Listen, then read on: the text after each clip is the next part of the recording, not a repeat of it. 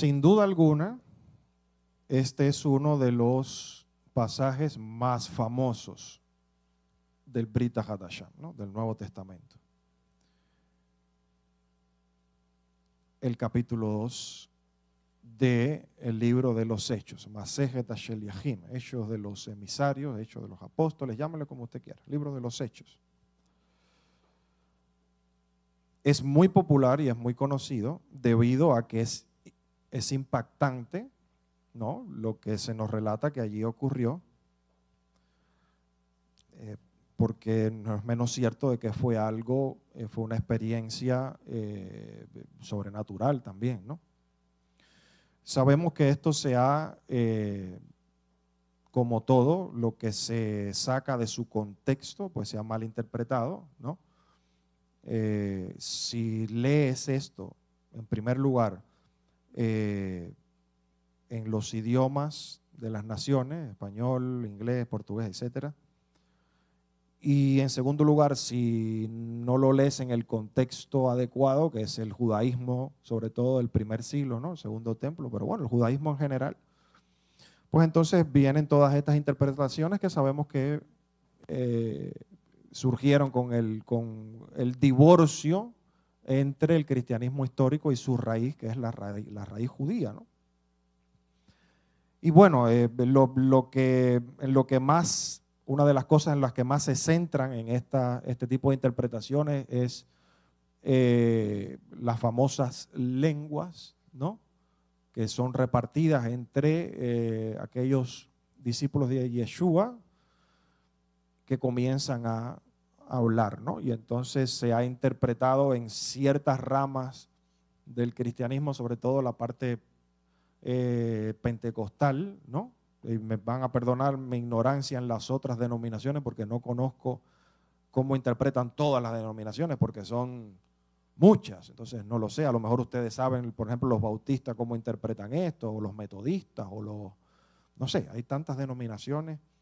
De pronto, los bautistas que son personas, digamos, que se estudian un poco más apegados al texto, de pronto ellos sí entienden como entendemos nosotros, ¿no? Como idiomas, ¿no? Pero bueno, la rama pentecostal interpretó una serie un tipo de lenguaje extraño que nadie entiende y que solamente, según ellos, entiende aquel que también el mismo Rúas le diga, bueno, él lo que está diciendo es eso, pero es una cosa extraña ahí. No sé de dónde surgió, no sé, eso lo desconozco. ¿Quién inventó eso? ¿Dónde surge? No sé, pero bueno. Lo que sí sabemos es que todo proviene por lo mismo, ¿no? Un divorcio de la raíz judía del Brit Hadashah, del Nuevo Testamento, ¿no?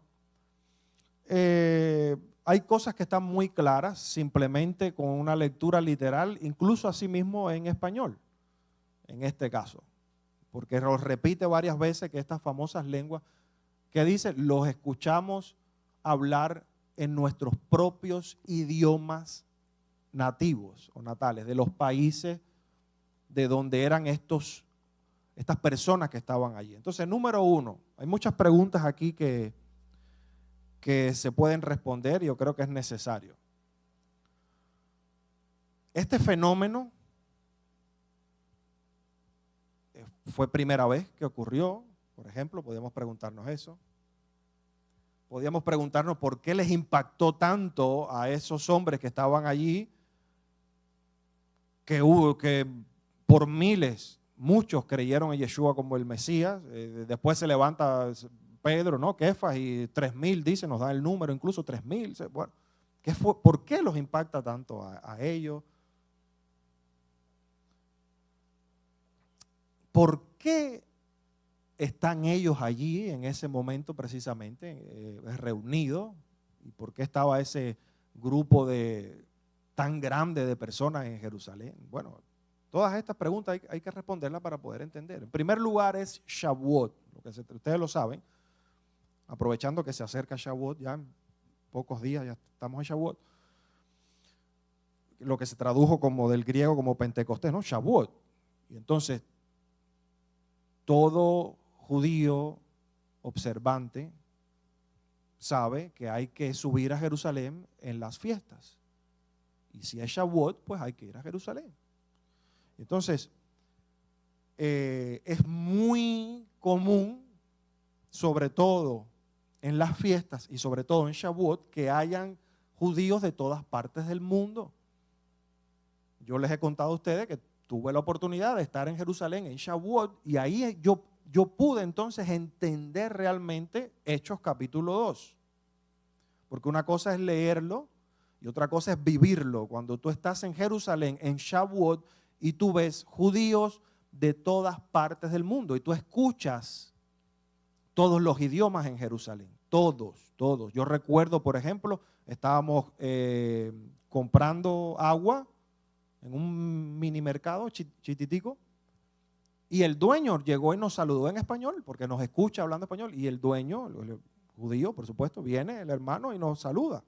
Shalom, ¿de dónde vienen ustedes? No, de Miami. Oh, él había vivido, él es mexicano, pero había vivido varios años en Miami antes de hacer Aliyah, hizo Aliyah y ese era su negocio, un supermarket, pero un mini market, ¿no? Pequeñito así que hace esquina ahí en Jerusalén, en una calle. O sea, escuchabas todos los idiomas, ¿ya? Entonces, así mismo está relatado aquí, lo acabamos de escuchar de nuevo, lo hemos leído muchas veces. Incluso dice las regiones, partos, medas, elamitas, de Mesopotamia, de Roma, de Egipto, de los que hablaban griego, de la parte de latín, árabe, yo qué sé, esos idiomas antiguos, fenicio, cosas así. Sí.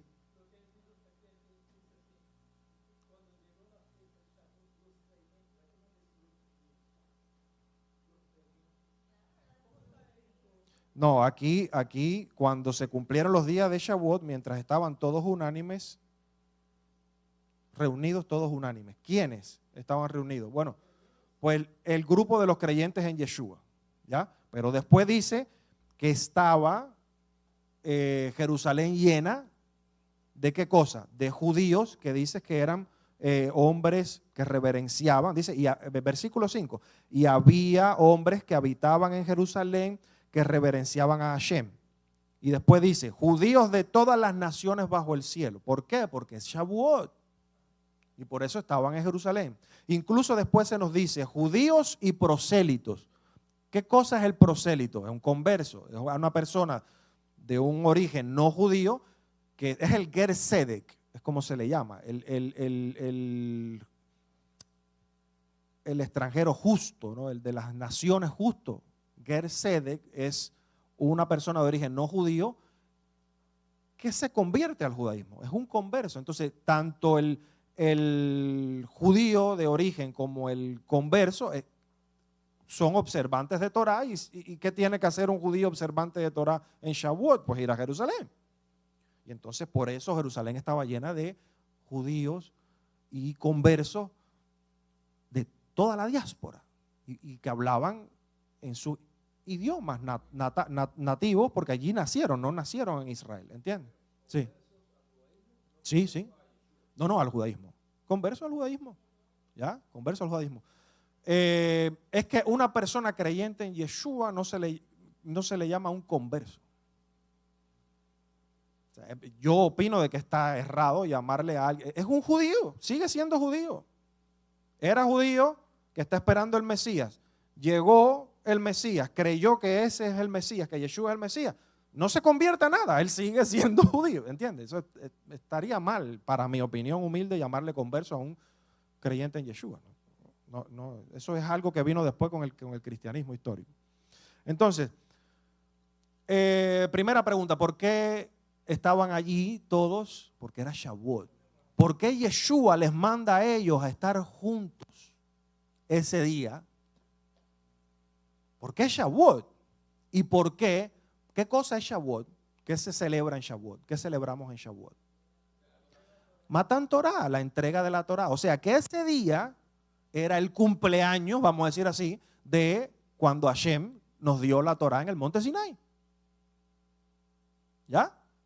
Entonces, ¿ustedes creen que es casualidad que Yeshua les dijo, ese día tienen que estar todos juntos allí?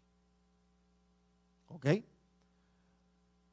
Ahora, el lugar, el famoso lugar que incluso en Jerusalén hoy tú puedes ir a un lugar que dicen los cristianos, ese es el lugar. Yo estuve allí y todo y no considero para nada que ese sea el lugar y no soy el único que piensa así. Sobre todo porque eso, vamos a decir así, el lugar es como que formaba parte, digamos, de lo que es, ¿cómo se dice en español? Por ejemplo, terrenos del templo. Era algo que formaba parte del espacio del templo, ¿no? Y este lugar que dicen hoy ahí no está para nada en ese lugar. Pero bueno, sea como sea, lo importante no es tampoco el lugar en sí, que es importante saber que tiene que ver con el templo, ¿ya? Por lo que vamos a ver ahora mismo. Pero lo importante es el por qué están allí, porque es Shavuot. Y en Shavuot se celebra cumpleaños de la entrega de la Torá por Hashem en el monte Sinai. Entonces ocurre este fenómeno sobrenatural. Viento, un viento muy especial, no es un viento como cualquiera, estruendo y llamas de fuego. Una llama de fuego que se divide en varias llamitas pequeñitas que se posan sobre ellos y hacen que los creyentes en Yeshua y hacen que ellos empiecen a hablar. Vamos a hacer un ejercicio de imaginación. A ver, imagínense que usted está allí, que usted es un judío de como lo somos, de la diáspora, ¿ya? Como cuando yo fui allá. ¿De dónde tú eres? De Miami. Y me hablaron en español, pero también escuchaba gente hablando en todos los idiomas. Imagínense que usted está allí. Para Shavuot. Está allí. Haga ese ejercicio de imaginación, que usted está allí para Shavuot. Y está allí, sabemos que está cerca del templo. Estás en ese patio donde está la mayoría de la gente. ¿Por qué? Porque hay un servicio en el templo que se hacen ciertos sacrificios, sobre todo bendiciones, oraciones especiales, cánticos, salmos, etcétera, que son de Shavuot. Y usted está allí, imagínese eso, usted está allí en Jerusalén. Usted ha venido de la diáspora y usted está rodeado de cientos, si no miles de personas. Está el servicio. Usted ve, por ejemplo, esto es para su información, una de las cosas que se hacía, ve al sacerdote que sale con 2 panes enormes, 2 hogazas de panes como de aproximadamente 5 libras cada una. Y los mece y hace toda la liturgia. Y hay unos cánticos y unas oraciones que se hacen. Yo tengo apuntado por aquí, para que tenga más o menos una idea de cómo era. Sí, no lo dije mal. Exactamente, aproximadamente 5 libras de harina fina, cada una de esas. Entonces tú podías ver todo eso, tú escuchabas, estabas orando, tú te sabías las oraciones, como mismo no sabemos las que hacemos hoy en día, las bendiciones, los cánticos. Tú estabas cantando junto y recitando esas oraciones junto a todos tus hermanos, cientos, miles de personas. En Shavuot, allí en los alrededores del templo. Una de las cosas que se pedían en estas oraciones era que Hashem hiciese restaurar a los gobernantes, como en los tiempos antaños. Se pedía por esto en Shavuot. Otra de las cosas era que hubiese una restauración de la nación como tal, y que Hashem cumpliese las promesas que hizo a través de los profetas de esa restauración del reino mesiánico, vamos a decir. O sea, si yo ahora sé el tipo de cosa que se estaba pidiendo, que estaban todos, no solamente los discípulos de Yeshua, que estaban todos allí pidiendo a Hashem con esos cánticos y con esos rezos. Hashem, cumple tus promesas y restaura el reino, restaura nuestros gobernantes como antaño, restaura el reino mesiánico. Ahora podemos entender por qué Yeshua les dice, vayan y estén reunidos ese día. ¿Qué ustedes creen que estaban haciendo los discípulos de Yeshua? se ha interpretado como si ellos están separados aparte, no tienen nada que ver con el resto de judíos que está allí celebrando Shavuot. Y mientras los judíos están allá diciendo, haciendo su sacrificio y matando un poco de animales, aquí están los creyentes en Yeshua, que son todos unos cristianos muy buenos, haciendo otro tipo de oraciones. No, con todo el amor y todo el respeto. Eran todos judíos los discípulos de Yeshua. ¿Qué estaban haciendo? ¿Qué oraciones estaban haciendo? ¿Qué cánticos estaban cantando? ¿Qué bendiciones estaban haciendo? Las mismas que estaban haciendo todos sus hermanos en Shavuot, en el mismo lugar, en el templo, porque es el servicio de Shavuot. Estaban pidiendo por lo mismo.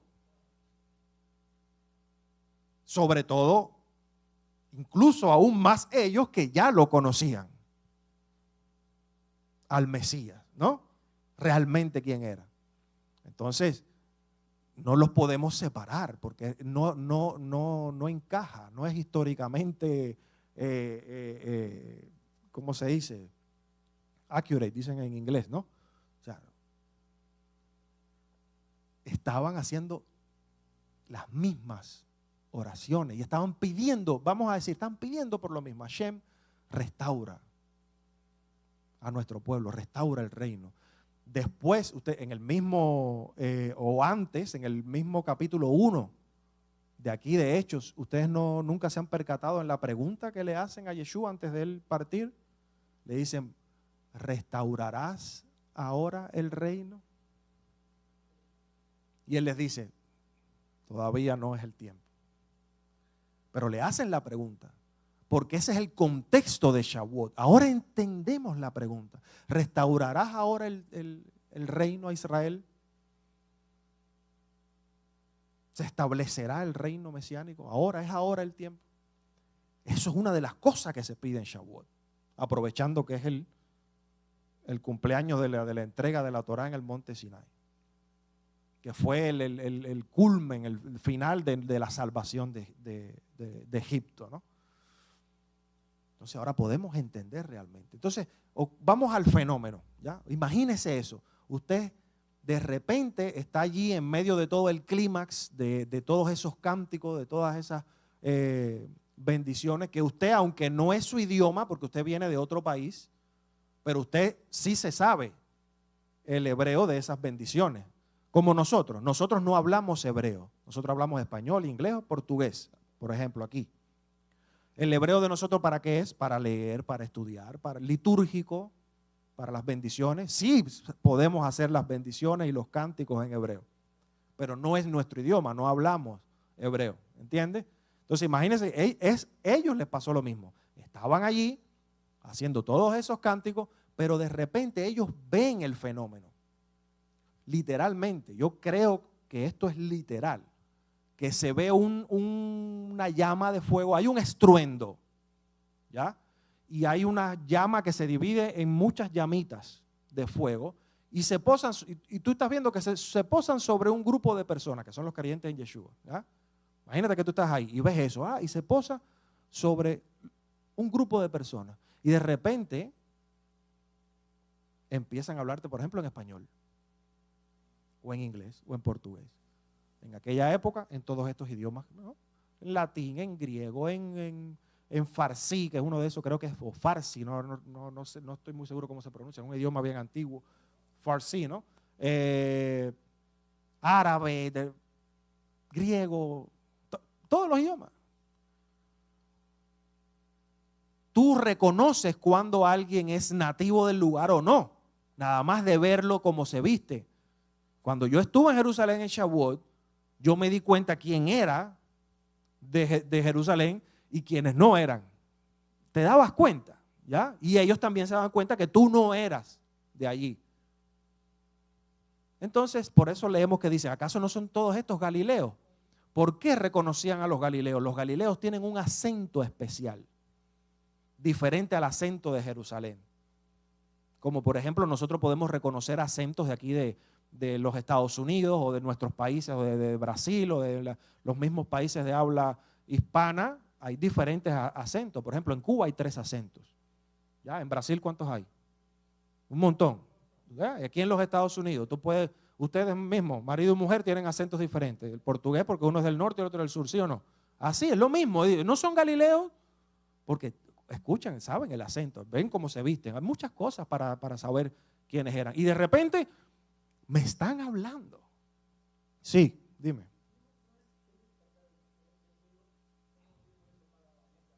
Uh-huh.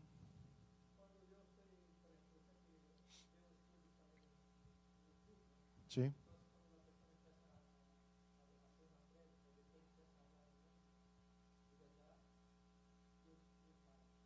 Sí, es que precisamente por eso. Ujú.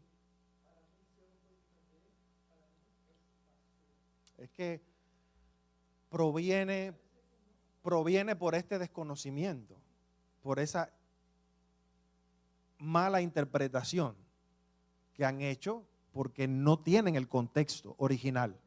¿Me entiendes? Está claro, lo repite 3 veces, lo estamos escuchando en nuestros idiomas nativos, los estamos entendiendo lo que están diciendo. O sea, unos galileos me están hablando en griego, me están hablando en latín, me están hablando en árabe o en... Es normal que los galileos hablen hebreo o arameo, pero que me hablen, es como que tú, por eso yo les digo, imagínense que ustedes están ahí y que de repente se te levantan ahí uno y empieza a hablar portugués. Y tú sabes que es de Jerusalén, tú sabes que no es portugués. ¿Ya? Hoy en día es un poco más, porque hoy ya todo casi no se puede comparar mucho con esa época, porque hoy es muy normal en Israel, sobre todo de 1948 para acá, que hayan judíos de todas partes del mundo, ¿no? Porque Israel está conformado por judíos que vinieron de la diáspora, ¿ya? A partir de 1948, y es muy normal que te encuentres un judío que sepa hablar español, además del hebreo, o inglés, o francés, o portugués, ¿ya? Pero si hoy te impresiona, si a mí me impresionó cuando salió ese judío en el mercadito, hablándome en perfecto español, si a mí me impresiona, se me impresionó hoy en día, ¿cuánto más no les impresionó a ellos en el primer siglo? Que no era tan fácil, no era común, y de repente te están hablando en tu idioma y te están diciendo, arrepiéntanse, porque el reino de los cielos se ha acercado. Yeshua, a quien vosotros crucificasteis, ha resucitado entre los muertos y Hashem lo ha hecho Señor y Mashiach. Tú empiezas a escuchar eso en tu idioma. Entonces se produce un impacto en la masa que hay allí, que ha experimentado eso. Entonces, ¿esto es primera vez que pasa? No. Toda esa masa judía que está allí, ya sean nativos allí o de la diáspora, ¿ustedes creen que ellos no se dieron cuenta y no asociaron y no sabían realmente lo que estaba pasando? Me refiero al viento, las llamas, ¿no? En forma de lenguas, como dice aquí, o como sea, o lenguas en forma de llamas, o una llamita, como sea que haya sido. El estruendo. ¿Ustedes creen que ellos no se dieron cuenta realmente qué era eso? Que ellos no sabían de un fenómeno igual que había pasado ya una vez en la historia. Lo sabían. ¿Por qué?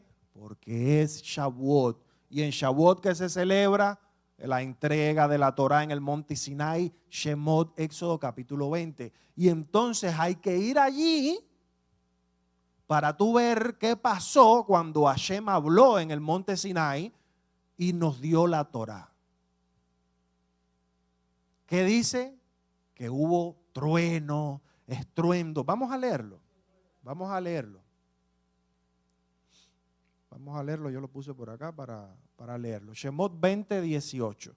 Y cuando todo el pueblo vio los truenos y los relámpagos y el sonido de la trompeta y el monte humeando, el pueblo tuvo miedo y tembló y se quedaron lejos. Hay fenómenos de truenos, de cosas, ¿no? Humo. Hay fenómenos que se sobrepasan lo natural ocurriendo allí. Y después se le produce un impacto al pueblo, que ellos se ponen temerosos y se quedan ahí. Vemos que se produce el mismo impacto. Hay un impacto en la gente que está en Jerusalén cuando empiezan a ver, antes de que ellos empiecen a hablar, empiezan a ver esas llamas de fuego, ese viento. Ellos habían leído toda su vida. Shemot 20, 18. Y también conocían de los midrashim, de las explicaciones orales de cómo fue eso, de qué pasó allí. Vamos a decir, esas tradiciones que se convirtieron en leyendas de lo que pasó cuando Hashem nos dio la Torá, cuando nos sacó de Egipto en el monte Sinai. Como mismo nosotros hemos leído Hechos capítulo 2 tantas veces, no nos los conocemos de memoria, no sabemos Hechos capítulo 2, pero no es lo mismo experimentarlo. Ahora imagínense que de repente empieza aquí a sonar un estruendo, un viento entra, pero es un viento que tú oyes el sonido del viento, pero no se te mueve la ropa ni allá afuera se está moviendo nada. Es una cosa rara, extraña. Y que de repente tú empiezas a ver que entran un montón de llamitas de fuego, que tú las ves literalmente y se empiezan a posar aquí arriba de nosotros. Imagínense ustedes ver eso. No es lo mismo que leerlo. Pero cuando tú lo ves, ¿lo reconoces o no? Tú dices, es Hechos capítulo 2. ¡Wow! Y cuando tú ves que se ha cumplido y que estás experimentando y que eres protagonista de lo que tú has leído toda tu vida cambia. Si a nosotros nos pasa eso, nosotros no somos los mismos después que pase eso. De aquí a una hora no vamos a ser los mismos. Mañana ya no somos los mismos. ¿Qué vamos a hacer? ¿Qué es lo que usted se imagina cómo usted reaccionaría si usted le pasara eso ahora mismo? Piénselo por un momentito nada más. Yo no sé lo que yo haría, pero yo sé que el temor me entra, el temor de Hashem me entra. ¿Y saben lo que sí sé que voy a hacer? Todo lo que Hashem diga que haya que hacer. Lo que Hashem diga ahí, porque yo veo una llamita, Elisheva, que se te posa a ti arriba y tú te levantas y me dices algo, yo sé que ese Hashem que está hablando conmigo. Y yo automáticamente, más me vale, voy a hacer lo que Hashem me está diciendo. ¿Entiendes? Entonces, así mismo es todos esos judíos conversos que estaban en Jerusalén, cuando vieron eso, ellos lo reconocieron porque lo han leído toda su vida, lo han estudiado toda su vida. Éxodo capítulo 20, la entrega de la Torá en el monte Sinai. Han escuchado de sus rabinos, de los sabios, los midrashim, las explicaciones, las leyendas. ¿Y saben qué es lo que dicen las explicaciones? Porque nosotros simplemente en el texto literal de la Torá, si lo leemos en español, se nos pierde todo prácticamente. Porque dice que el pueblo vio los truenos, dice esta traducción. Y no dice truenos. Yo entiendo por qué lo tradujeron como truenos, pero kolot en plural, el singular de kol, son voces. Ellos vieron las voces. Cuando Hashem habló, no solamente escucharon a Hashem desde el monte Sinai, sino que vieron las voces. ¿Cómo se ve una voz? No lo sé. Imagínate, a lo mejor Hashem usó los truenos, los rayos y dibujó las letras. No lo sé. Pero lo que sí sé son las explicaciones que nos dejaron en la tradición los sabios, los midrashim, las leyendas. ¿Qué dicen? ¿Cuáles fueron las explicaciones? ¿Quieren saber?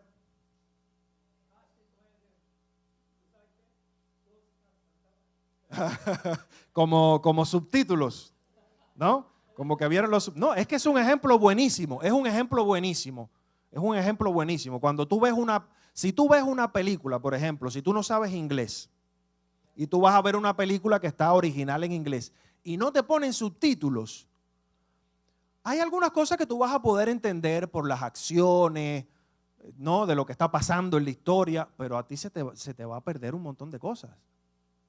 ¿Entiendes? Entonces esos judíos que estaban allí sí tenían los subtítulos. Cuando ellos empezaron a ver la película, ellos estaban entendiendo porque lo han leído, estudiado, repito, toda su vida. Es la entrega de la Torá. Estamos en Shavuot.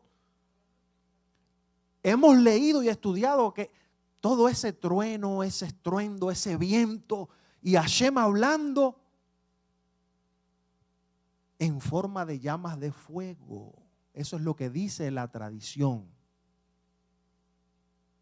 La tradición dice de que ellos vieron una llama de fuego gigante que se dividió en 70, dicen el número exacto, 70 pequeñas llamas. Y escucharon la Torá repetida en los 70 idiomas de todas las naciones originales de antaño. ¡Puf! Ahora yo entiendo por qué las llamas y por qué los galileos, los creyentes, los discípulos de Yeshua, pudieron hablar en los idiomas de los que estaban allí. Y todo el mundo entendió claramente. ¿Qué entendieron? Arrepiéntanse. El reino de los cielos se ha acercado. Yeshua, al que ustedes crucificaron, Hashem lo ha levantado de los muertos y lo ha hecho Señor y Mesías. ¡Pum! Eso es un impacto a tu vida tremendo, que ya tú no eres el mismo. ¿Qué hacemos? Tevilá Mayin y hacerte Teshuvá todo el mundo, a portarse bien. Arriba. 3,000 creyentes en Yeshua. Nada más en ese momento. Por eso después leemos más adelante en el libro de Hechos de que se llenó Jerusalén de esta doctrina. Dice, estaba llena Jerusalén. Imagínate. ¿Y ustedes se imaginan lo que pasó con esa gente cuando regresaron a sus países? Que experimentaron eso, cuando fueron a sus sinagogas a decirle lo que experimentaron. Ahora entienden por qué Yeshua mandó a Rav Shaul a la diáspora. Vete y visita las congregaciones de la diáspora, las sinagogas en la diáspora. Porque hay gente que experimentó eso allí. Muy probablemente. Entonces, esa es la explicación de las llamas. Eso fue lo que pasó. Nos llegó por la tradición. Hashem habló no solamente en hebreo, sino en cada uno de los 70 idiomas de las naciones originales. La Torá, los 10 mandamientos. Y ellos se basan, si quieren tener la reverencia, los sabios, en Jeremías 23, 29. Estos no son, recuerde lo que siempre les digo, no es que los sabios dijeron, vamos a inventarnos aquí una leyenda, porque no, todo está basado. ¿Ya? Aparte de que hay se pasa la tradición oral de generación en generación. ¿Ya? Pero hay una base en la escritura. Por ejemplo, ¿qué dice Jeremías 23, 29? ¿No es mi palabra como fuego, declara Hashem, y como martillo que quebranta la roca?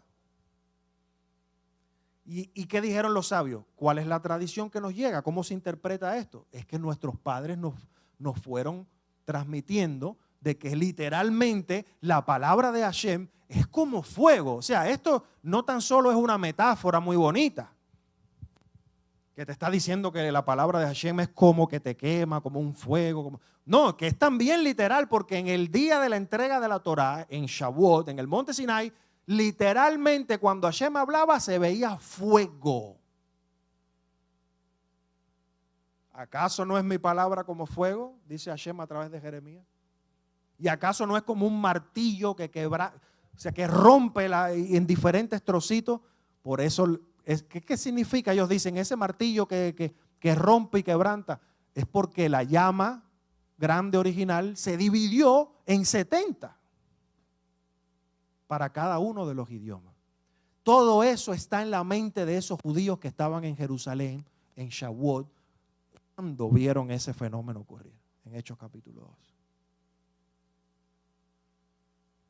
Y entendieron exactamente todo lo que estaban diciendo en sus propios idiomas. Y por eso llegaron a ser creyentes en Yeshua. Y siguieron siendo tan judíos como habían sido hasta ese momento, incluso mejores. El viento famoso, ya explicamos lo de las lenguas en fuego y estas cosas. El famoso viento. Esto es un viento que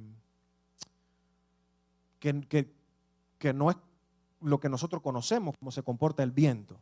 Que tú sientes, lo puedes escuchar y lo ves que se mueven los árboles, la ropa, las cosas se mueven. Hay viento. Y más que dice viento impetuoso. No sé, nosotros aquí en Miami, por ejemplo, nos imaginamos cuando viene un huracán, ese viento, una cosa.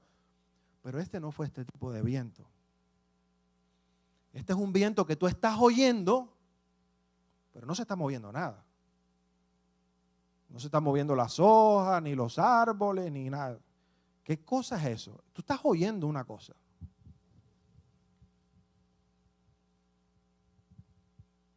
Es que la palabra viento en hebreo, ¿cómo se escribe? ¿Cómo se dice? Ruach. Es la misma. Viento, aliento y espíritu es la misma palabra.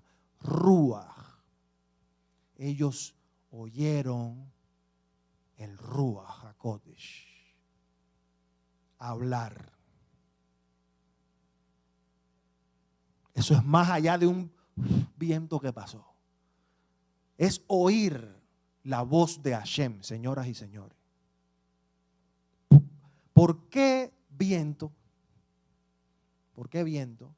Aparte de que es la misma palabra, Ruach. Fíjense, si ustedes, que es lo que se traduce como Espíritu Santo, ¿no? Espíritu Santo. Si ustedes buscan en el Tanaj, van a encontrar muy pocas veces la frase Ruach HaKodesh. Sí, yo creo que no está como Ruach HaKodesh, yo creo que está como, y esto estaría buenísimo para otra clase, como Ruach Elohim, sí está, pero muy poco. O sea, Ruach HaKodesh, lo que se traduce como Espíritu Santo, eso no lo encuentras en el Tanaj. No es usual en la Escritura. ¿Tú sabes dónde sí aparece? En la Torah oral. Y sobre todo en la Mishnah, que está cerquita de la época, el Mishnah es segundo siglo. Esto que estamos leyendo aquí, de hecho, es primer siglo. ¿Por qué? Porque era la manera de ellos hablar y de referirse en la época cuando hablaban de Hashem. Acuérdense que no pronunciamos el nombre de Hashem. Entonces, para evitar pronunciar el nombre de Hashem, ellos idearon este eufemismo de decir el Ruach HaKodesh. Para no decir Hashem dice, Hashem me hablaba o me habló, Hashem porque no sé, nosotros hoy decimos Hashem, ¿ya? Pero ellos en aquella época decían mucho Ruach HaKodesh. Porque cuando tú hablas y te pones la mano aquí, tú sientes un vientecito, es tu aliento, eso se llama Ruach. Por lo tanto, cuando Hashem habla, ¿qué pasa? ¿Quién está hablando también, vamos a decir así? El Ruach, el aliento de Hashem. Esto es algo súper interesante que nos aclara muchas cosas. En esa época era muy común entre ellos, para referirse a Hashem y no pronunciar el nombre, que a nosotros ya se nos perdió, ellos decían Ruach HaKodesh. Entonces, cuando tú vas hoy, que tenemos por escrito la Torah oral, y tú vas a la Mishnah sobre todo, tú encuentras esa frase Ruach HaKodesh, pero en el Tanaj no. En el Tanaj tú encuentras Ruach Elohim. Entonces, ¿qué sintieron? ¿Qué oyeron? El Ruach HaKodesh. No un viento, el Ruach HaKodesh. Oyeron a Hashem. ¿Cómo es eso? No lo sé. Solo lo podemos leer y estudiar. Entonces, fíjense todas las cosas que podemos entender aquí. Voy a terminar, vamos a concluir con esto. ¿Cuál es el significado de Shavuot? ¿Y qué es lo que ellos entendieron cuando vieron todo este fenómeno aquí? ¿Qué es lo que se pide en Shavuot? ¿Se acuerdan lo que les dije al principio? Shem, restáuranos. ¿Ya? Restaura a nuestros gobernantes como antaño. el reino mesiánico, restáuranos, restáuranos. Cuando ellos vieron ese fenómeno, eso fue una respuesta de Hashem para ellos. Ellos dijeron, algo aquí comenzó a cambiar. A partir de aquí, amaneció una nueva época para nosotros. Esto no es casualidad, ni mucho menos un fenómeno aislado. No. Algo está pasando aquí. Por eso prestaron atención cuando Kefa, Pedro, se levantó y empezó a explicarle qué es lo que había empezado, qué es lo que estaba cambiando, qué es lo que estaba pasando. Y por eso ellos aceptaron y dijeron, Hashem mandó a Mashiach. Hashem mandó a Mashiach en su fusión como Ben Yosef. Ahora, ¿qué tenemos que hacer? Lo que sea que tenemos que hacer para que venga como Ben David, para que se termine lo que empezó. Entonces, cuando ellos vieron todo eso, ellos entendieron. Ese derramamiento del Ruach HaKodesh fue el inicio de un cambio, de algo que empezó para nosotros. Y ellos se dieron cuenta. ¿Qué cosa? Mashiach. Mashiach. ¿Entienden? ¿Qué hay que hacer? Teshuvah. Hay que arrepentirse. ¿Qué hay que hacer? Tikkun, rectificar, hacer las cosas, ser mejor cada día. El que es santo, que se santifique más. El mismo mensaje que ustedes conocen. ¿Saben por qué? Porque ese fue el inicio de algo que ya había pasado. Ustedes no se acuerdan cuando Hashem le dijo a Moshe, voy a sacar una porción, unos trocitos, unos pedacitos del Ruach que está en ti y lo voy a repartir. ¿En cuántos eran los ancianos? 70. Y los voy a repartir para que te ayuden. ¿Qué es lo que dicen las profecías que va a pasar cuando falte poquito para llegar Mashiach? Dice que se va a repetir este fenómeno. ¿Usted no cree que va a haber este fenómeno de nuevo? Yo sí creo que lo vamos a ver, a una escala mucho mayor. ¿Qué dice Joel? No yo, ni mi hijo. Joel el profeta, capítulo 2, verso 28. Y después de esto derramaré de mi espíritu sobre toda carne, y profetizarán vuestros hijos y vuestras hijas, vuestros ancianos soñarán sueños, vuestros jóvenes verán visiones, y también sobre los siervos y sobre las siervas derramaré de mi espíritu en aquellos días. Ya sabemos cómo Hashem derrama el espíritu. Hechos 2 y Éxodo 20, ¿no? Y daré prodigios en el cielo y en la tierra, sangre y fuego, columnas de humo, ¿ves? El humo del monte Sinai. El sol se convertirá en tinieblas, la luna en sangre, los eclipses, antes que venga el día grande y espantoso de Hashem. Y ahora fíjense aquí. Y todo aquel que invocar el nombre de Hashem será salvo. Punto y coma, sigue leyendo. Porque donde en el monte de Sión y en Jerusalén habrá salvación. Como ha dicho Hashem, y entre el remanente el cual él habrá llamado. ¿Dónde estará la salvación? La Yeshua, ¿dónde estará? Dice Hashem. En el monte de Sión y en Jerusalén. Y entre el remanente que él ha llamado. En las naciones hay un remanente de su pueblo. ¿Dónde está la salvación? ¿Alguien quiere saber dónde está la salvación? Tiene que buscar al remanente. Y irse con el remanente a un solo lugar, al monte de Sión en Jerusalén. Porque es allí donde está la salvación. Va a pasar de nuevo. Pero ya, para concluir todo. Entonces, esta es la manera de poder entender realmente mejor en su contexto apropiado Hechos capítulo 2. Saber lo que pasó para entonces saberlo y esperar lo que va a pasar. Hay que estar en el monte de Sión, hay que estar en Jerusalén, hay que estar con la Torah. ¿Nunca se ha preguntado por qué Yeshua escogió Shavuot, el día de la entrega de la Torah? ¿Qué produjo? Esto es muy importante decirlo. ¿Qué produjo en aquellas personas haber sido llenos del Ruach HaKodesh? Un temor de Hashem. Se convirtieron en ¿qué? En más observantes todavía de la Torah. en obedientes a la Torah.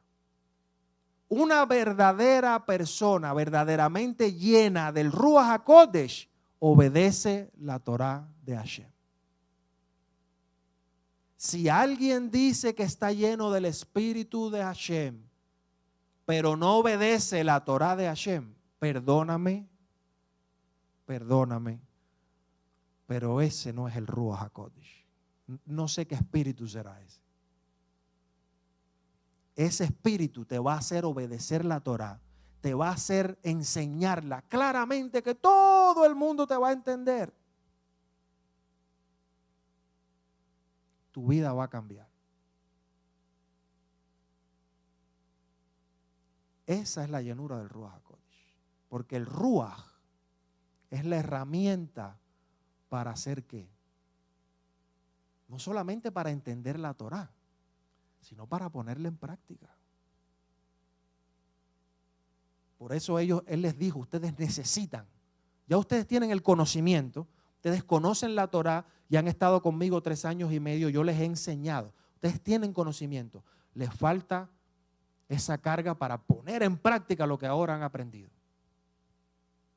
No para decir, no, ya esto no hay que cumplirlo o cambiarlo, o quitar o añadir nada. No, ese no es el Ruach HaKodesh. Si alguien está lleno realmente del Ruach HaKodesh, automáticamente lo primero que pasa en la vida de esa persona es que obedece la Torah y la pone en práctica. Es la consecuencia directa de esto. Amén. Que sea pronto y en nuestros días, que veamos de nuevo ese derramamiento en todos nosotros. Baruch Hashem.